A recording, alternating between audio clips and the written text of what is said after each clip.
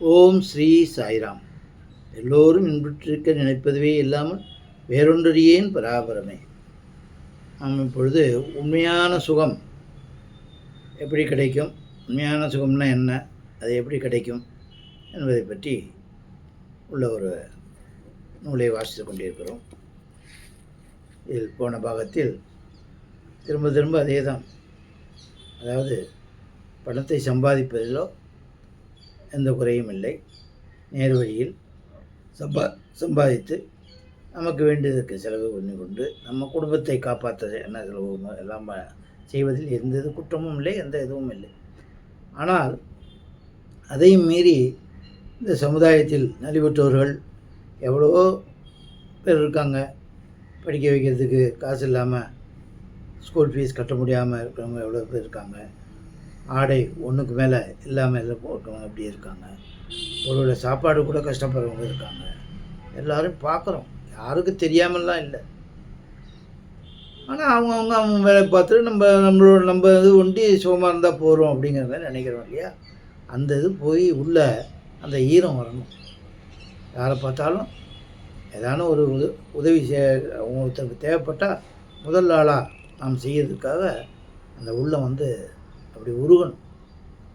அப்படி உருந்தால் மக்கள் சேவையே மகேசன் சேவை. என்ன, இது அரசியல்வாதி சொல்கிறதில்ல. நாம் ஒவ்வொருவரும் அதேமாரி நாம் வாழ்வதற்காக பிறந்திருக்கிறோம். கஷ்டப்பட்டு சம்பாதிப்போம், நேர் வழியில் சம்பாதிப்போம், நேரான வழியில் செலவழிப்போம், நம்ம குடும்பத்தை காப்பாற்றுவோம். அதே சமயத்தில் நமக்கு பங்கு உண்டு. ஏன்னா ஒவ்வொருத்தரோட கனெக்ஷனும் இல்லாமல் நம்ம ஒண்டி வாழ்ந்துட முடியாது. அது எல்லாருக்குமே தெரியும். என்ன, பணம் கொடுத்தா அரிசி கிடைக்குதுன்னா அந்த அரிசி உண்டு பண்ணுறவன் எவ்வளோ பேர்? அதை ஒரு இடத்துலேருந்து எடுத்து அதை அரைச்சி, நெல்லை அரைச்சி அதை அரிசி ஆக்கி அதை ஒரு இடத்துலேருந்து ஒரு இடம் எடுத்துகிட்டு போய் அந்த டிரான்ஸ்போர்ட்டு அதை வாங்கி விற்கிறவங்க, வியாபாரி, இதேமாரி ஒவ்வொருத்தரோட உழைப்பும் அதில் இருக்குது. நம்மளுக்கு ஈஸியாக பணம் வச்சு அதை வாங்கிடுறோம். அப்போ ஒவ்வொரு உழைப்பும் இந்த சமுதாயத்துலேருந்து நம்ம ஒவ்வொருவரும் பெறுகிறோம். அந்த விவசாயியே இருக்கானே, அவனும் இது பண்ணுறான், அவன் ட்ரெஸ்ஸு போடுறான், அந்த ஆடை எப்படி கிடைக்குது? ஸோ ஒவ்வொருத்தரும் நம்பி பல பேரை நம்பி தான் இருக்கும். அப்படி இருக்கும்போது நாமும் காத்துக்கொண்டு இந்த சமுதாயத்துக்கும் ஏதாவது செய்ய வேண்டும் என்று தான் பெரியோர் வழி கூற்று. அதுதான் அவர் விரும்பி எல்லாம் செய்ய வேண்டும் என்று நம்மளுக்கு போதிக்கிறார்கள். அதுதான் உண்மையான சுகம். ஏன்னா இது செய்வதனால் நம்மளுக்கு பாவத்திலிருந்து விடுதலை கிடைக்கிறது, புண்ணியம் கிடைக்கிறது. இறந்த பிறகும் அது கூட வருகிறது. பணத்தை எடுத்துக்கொண்டு செல்ல முடியாது. இதேமாரி தானம், தர்மம், இந்த இதெல்லாம் அங்கே ஒரு பணம், அது ஒரு பணம். இது எப்படிங்க ரூபா மாரி அதுதான் அங்கே செல்லும். நம்ம ரூபாயெல்லாம் செல்லாது, பணம், தங்கம் அதெல்லாம் செல்லாது. எல்லோருக்கும் தெரியும். அதை நினைவுபடுத்துவது தான் நமது கடமை. மேற்கொண்டு பார்ப்போம். பணத்தாசையை விட்டு விடுங்கள், எரிந்து விடுங்கள், அழித்து விடுங்கள் என்று சொல்லவில்லை. ஆனால் ஒருவன் மிக குறைவான சுக சௌகரியங்களை அனுபவிக்காமலும், தேவையான சாமான்கள் கூட வாங்காமலும், அவசியம் தேவைப்படும் இடத்தில் கூட செலவு செய்யாமலும் இருந்தால் பணம் இருந்து என்ன பிரயோஜனம்? அதேமாரி இருக்கிறவங்களும் சொல்கிறார், பகவான் கொடுத்திருக்கிறார், அந்த பணத்தை நல்ல காரியங்களில் செலவு செய்கிறோம் என்ற நினைவு இருக்க வேண்டும். உயிர் உள்ள போதே தனக்கும் மற்றவர்களுக்கும் பணத்தை உபயோகப்படுத்த வேண்டும். மிகவும் கருமையாக இருந்து கொண்டு சேமிப்பு தொகையை மட்டும் பெருக்கி கொண்டு போனால் என்ன ஆகும்? செலவுக்கு நல்ல வாய்ப்பு கிடைத்த போதும் மற்றவர்கள் செலவு செய்யட்டுமே, நாம் செலவு செய்வது நல்லதன்று, நாம் செலவு செய்யாமல் இருப்பது தான் உத்தமம் என்ற எண்ணம் வருகிறது. நல்லோர்களே, நீங்கள் என் சொற்களை கேளுங்கள். தானம் முதலிய புண்ணிய செயல்கள் செய்ய வேண்டிய வேலைகளிலும், மிக உயர்ந்ததான சத்சங்க கூட்டம் ஏற்பாடு செய்ய வேண்டிய சந்தர்ப்பத்திலும், அது உபன்யாசம் இதுமாரி எல்லாம் நல்ல இதெல்லாம் அரேஞ்ச் பண்ணுவாங்க. அதுக்கு நம்மளால் முடிஞ்சதை பண்ணணும். மற்றவர்கள் செலவு செய்யட்டுமே, நமக்கு ஏன் இந்த செலவு என்ற எண்ணம் ஏற்படுது என்றால் சத்சங்கம் இதனால் எவ்வளோ பேருக்கு பிரயோஜனம், அதில் நம்ம ஒரு பங்கு இருக்கட்டுமே அப்படின்னு எல்லோரும் நினைக்கிறோம். அந்த பணத்தை வைத்து கொண்டு என்ன செய்ய போகிறாய்? வியாபாரி என்ன எண்ணுகிறார்? இவ்வளவு குறைந்த விலையில் ஏராளமாக வாங்கி குவிப்போம். கடைத்தெருவு விலை ஏறுமுகமாக இருக்கிறது. இந்த பொருட்களின் விலை ஏறியே விட்டது. ஆனால் இங்கே மலிவாக கிடைக்கிறது. அதனாலே கடனுடன் வாங்கியாவது நிறைய வாங்கி போட்டால் நல்லது.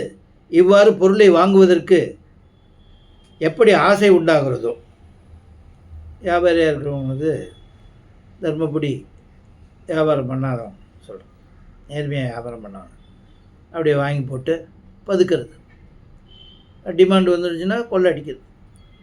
இந்த சமயத்திலே பார்க்கலாமே, உலகத்தில் அங்கேயும் எங்கேயும் சண்டை நடக்குது. அதனால் எவ்வளவோ கப்பல்லாம் வர முடியாமல் போகுது, ஏறுது. நியாயமான ஏற்றத்துக்கு ஏற்றி தான் ஆகணும். ஆனால் அமைக்கிறாங்க. ஒரு பொருளை வாங்க போனால், ஒரு வியாபாரிகிட்ட போய் ஒரு பொருளை வாங்க போனால் எனக்கு ஒரு 10 வேணும் அப்படின்னாக்கா 5 தான் கொடுப்பாங்க.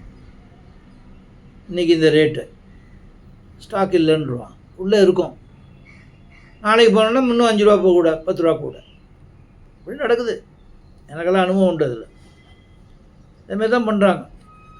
ஏறினதே ஏற்றி போச்சு, அதுக்குள்ளே ஏதாவது மார்ஜின் வேணுமா, எட்டனாவோ 1 ரூபாயோ அது வச்சுக்கோ, நியாயம், கூட இன்வெஸ்ட்மெண்ட் பண்ணுறேன், அதனால அப்படியே பதிக்க அப்படியே இது பண்ணால் என்ன பண்ண போகிற?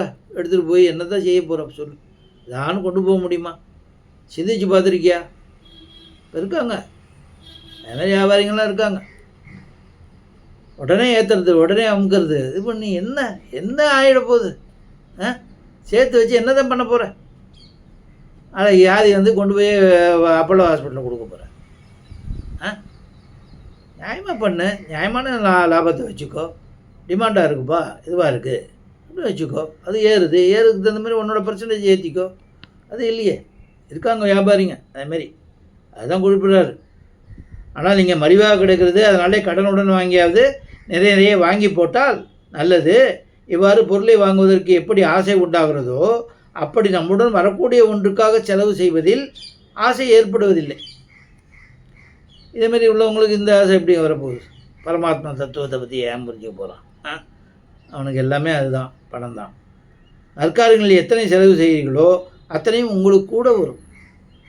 அதனால் நல்ல காரியங்களில் நான் செலவு செய்வேன் என்ற பேரார்வம் வர வேண்டும். இவ்விதமாகவே நான் செலவு செய்வேன் என்று ஒவ்வொருவரும் சொல்ல வேண்டும். இதுவரை வாய்ப்பு கிடைக்கவில்லை. இப்படி நல்ல வாய்ப்பு கிடைப்பது மிகவும் அரிது. கீதா பிரஸ் நிறுவனம் நிர்வாகியான ஸ்ரீ ஜெயதால் கோயன்கா அவர்கள் பணம் சம்பாதிப்பதை ஒரு கஷ்டமான செயலாக நான் கருதவில்லை. பணத்தை நல்ல காரியங்களில் உபயோகப்படுத்த வேண்டுமே என்று தான் கஷ்டப்பட வேண்டியதாக இருக்கிறது என்று கவலைப்படலாம் என்று ஒரு சமயம் சொன்னாராம். இத்தனை செலவுக்கு என்ன அவசியம் என்று உடன் பிறந்தால் சுற்றத்தால் தடுக்கிறார்கள். இது வேறு இருக்குது. என்ன தர்மம் செய்ய போனீங்கன்னா தடுக்கிறவங்க வேறு இருப்பாங்க. என் பாவத்தை கட்டிக்கணும்ல, ஏன் இது இப்படியே செஞ்சால் என்ன ஆகுது, நம்ம தெருவில் நிற்க வேண்டியதுதான், இப்படியெல்லாம் சொல்லி தடுப்பாங்க, பண்ணுவாங்க. உலகத்தில் நடக்கிறது தான். உடன் பிறந்தால் சுற்றத்தால் தடுக்கிறார்கள், நெஞ்சில் இருக்கும் பணத்தாசையும் தடுக்கிறது. சில பேருக்கு இது சொன்ன உடனே நம்மளுக்கு ஒரு இது வந்துடும். என்ன அடிக்க இதுவும் நவருங்கிற மாரி சொல்ல நல்ல எண்ணமும் போயிடும். குறைந்த செலவிலேயே காரியத்தை முடிக்கலாமே, பணத்தை என்ன செய்வது என்று யோசிப்பதே இல்லை. பணத்தை விட்டு செத்துப்போனால் என்ன, பணத்தை விட்டுட்டு செத்து போனால் என்ன ஆகி போச்சு? 10,000 20,000 குறைவாக விட்டு செத்து போனால் அவ்வளோதானே. 10,000 குறைய போகுது, நம்மளும் எடுத்துகிட்டு போக போகிறதில்ல, என்ன ஆகிட போகுதுங்கிறாரு. வேறு என்ன, எந்த செல்வம் இங்கேயே நின்று விடுமோ அல்லது வந்திருந்து விட்டு சென்று விடுமோ, அதாவது நிலையில்லையோ, அதனால் எந்த புண்ணியமும் இல்லை. அதனால் மன தூய்மையும் ஏற்படுவதில்லை.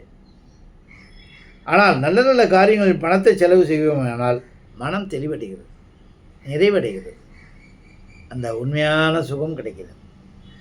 அந்த உண்மையான சுகத்தை தான் எல்லாருக்கும் டேஸ்ட் பண்ணுறதுக்கு வாய்ப்பு இல்லாமல் போயிடுது. எண்ணங்கள்னாலையும் இதேமாரி பேராசையினாலையும்.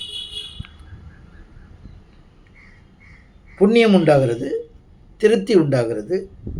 இத்தனை தொகை நல்ல காரியங்கள் செலவாயிற்றே என்று மீதி பணம் இருக்கிறதே, அதையும் நல்ல காரியங்கள் எப்படி பயன்படுத்துவது, இதை பற்றி சிந்திக்க வேண்டும். முதல்ல அந்த சிந்தனை வரணும். அதுக்கப்புறம் இது பண்ண பண்ண மற்ற இதெல்லாம் சில இது பண்ண பண்ண சில பேருக்கு அதில் ஒரு உற்சாகமும் இதுவும் வருது உலக ஆயுத விஷயத்தில். அதேமாரி இதில் பண்ண பண்ண வரும். அது ஒன்று ஊறும். அது நல்லது தானே, புண்ணியம் கிடைக்குது. நம்ம பணம் 4 பேருக்கு பிரயோஜனம் இருக்குது. அதில் ஒரு திருப்தி, மன திருப்தி. அப்போ சுகம்னா அதுதான் உண்மையான சுகம். அந்த உண்மையான சுகத்தை நோக்கி தான் போகணும்னு சொல்லிட்டு இந்த மகான் சொல்கிறாரு. இன்று இத்துடன் இந்த பாகத்தை முடித்து பிறகு பார்ப்போம். ஓம் ஜெய் சாய்ராம்.